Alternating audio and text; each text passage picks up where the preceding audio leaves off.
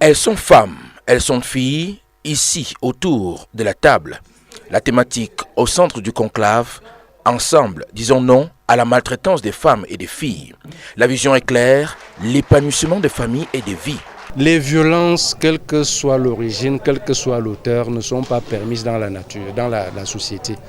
Et je suis très content que cette association soit venue ici pour sensibiliser les populations sur les violences, surtout faites au genre féminin.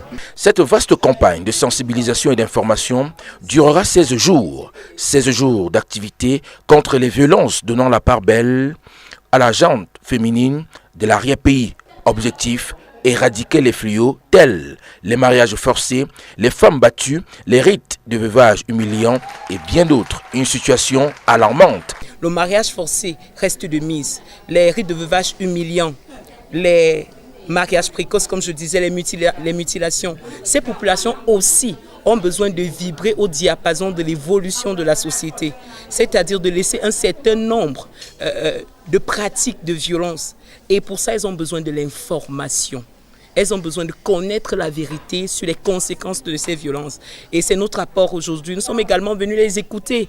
Malgré l'état de route, l'arrondissement d'Anfanoum, dans la région du centre, a accueilli cette belle coopération entre la France et le Cameroun pour dire non aux violences et à la maltraitance faites aux femmes. L'ambassade de France s'attache à apporter son soutien aux associations camerounaises qui lui présentent des projets qui correspondent à ce qu'est la vision de la coopération française, notamment définie par le président Emmanuel Macron.